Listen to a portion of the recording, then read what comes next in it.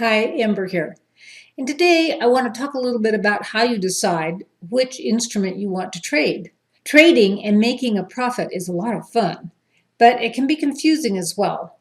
There's a lot to learn. So one of the first questions you might ask yourself is, should I trade stocks, Forex, futures, options, something else?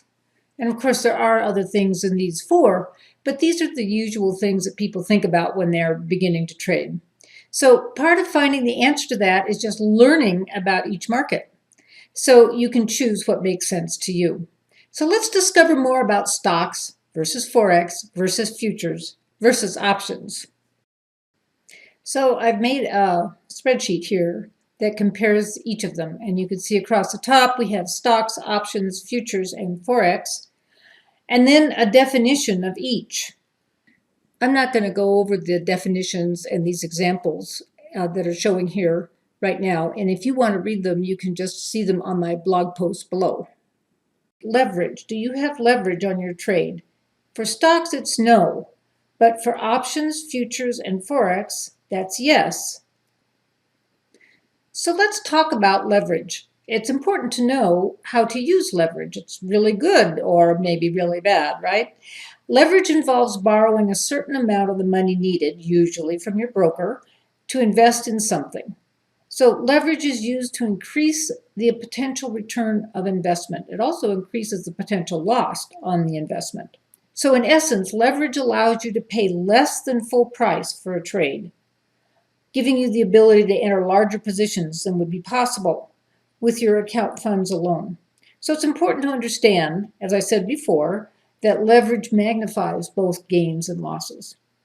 Leverage is expressed as a ratio. A 2-to-1 leverage, for example, means that you would be able to hold a position that is twice the value of your trading account. If you had $25,000 in your trading account with a 2-to-1 leverage, you would be able to purchase $50,000 worth of an instrument. And futures and Forex has a lot higher leverage. So you need to learn to use leverage. It can be definitely to your benefit, but you have to be careful because it can be also to your detriment. The next important thing I want to talk about is commissions that you pay. Every time you trade, you need to pay a commission. For stocks, for options, and the commissions can be a bit higher on options. For futures. But in Forex, you generally don't pay commissions. Instead, you pay the spread. Know how much your commissions are, how much you're going to pay your broker for every trade that you do, and factor them in when planning your trading strategy. If you're taking a little short scalping trades or day trades, your commissions can eat up all your profits, so be aware of that. If you're trading Forex, you often pay no commissions, but instead you pay the spread.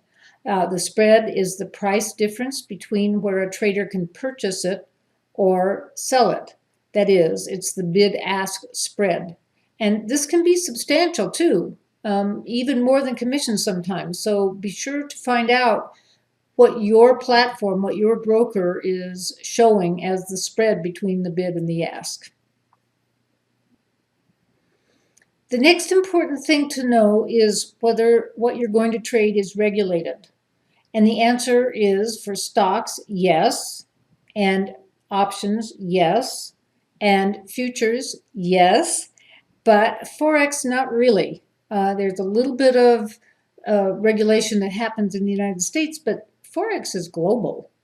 And it can be traded anywhere. Two people have two different currencies and can trade it with one another back and forth. It is not regulated. Why do we care about being regulated? Government regulation is meant to assure you that you, the trader, are not the target of fraud, mismanagement, or abuse.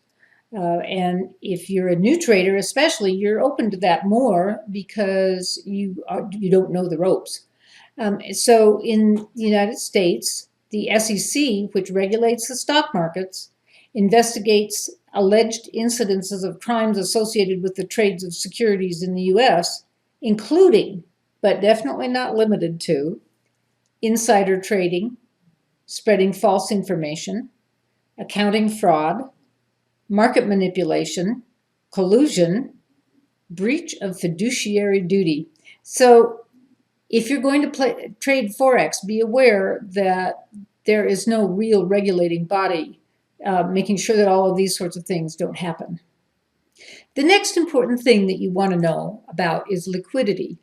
And what does liquidity mean? It's the degree to which an asset or security can be quickly bought or sold in the market without affecting the asset's price.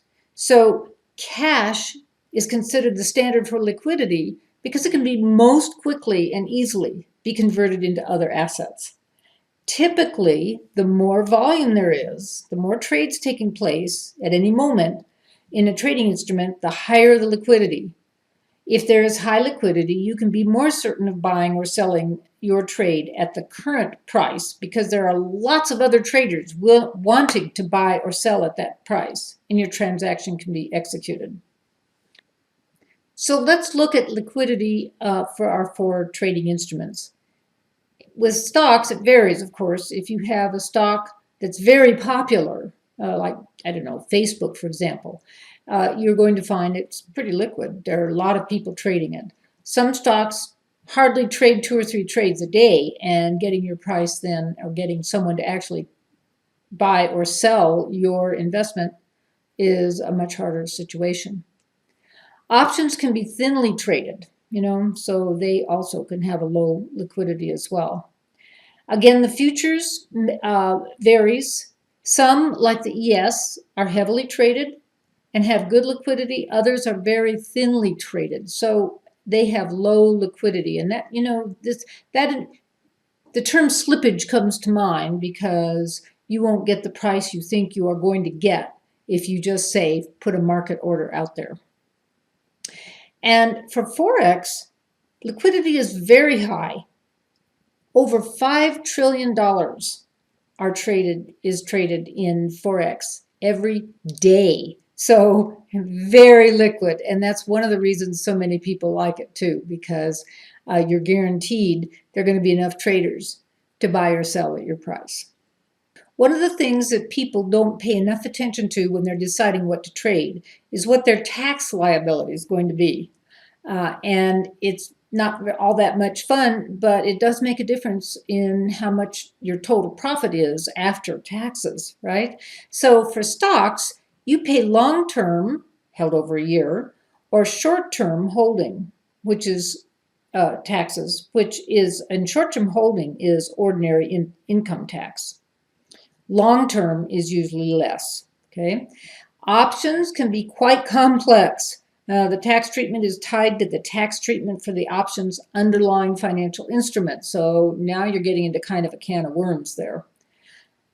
Futures, on the other hand, futures contracts fall under the 60-40 rule, where 60% of the gains are treated as long-term capital gains, less tax, and 40% are treated as short-term capital gains, ordinary income. Now, I'm not a tax expert, so you need to really check with what the laws truly are with your tax expert. It's 60-40 for futures, regardless of the actual length of the holding period. And Forex is taxed as ordinary income, so you pay the highest taxes on Forex. Generally, unless you're holding stock for quite a long time, you don't have to worry about dividends. And of course, in Forex, futures, and options, no dividends. But if you purchase stock sufficiently long before it distributes dividends, you do receive the dividends. So it's worthwhile at least knowing about that. And last but not least is the ease of taking a short trade. Markets go up, markets go down. It's really nice to be able to take a profit no matter which direction the market's going, right? So with stocks, the ease of taking a short trade varies, but generally it's not as easy as going long. In options, it's quite easy, right? You just buy a put option. And in futures and Forex, both, very easy to go short. So now you have a better idea of whether you should trade stocks or Forex or futures or options. If you educate yourself about the market that you're going to trade in, then you have a much better chance of reaching your goal of profitable trading. Then all your decisions will be the right ones. To read everything I've presented here in detail, just read my blog post below.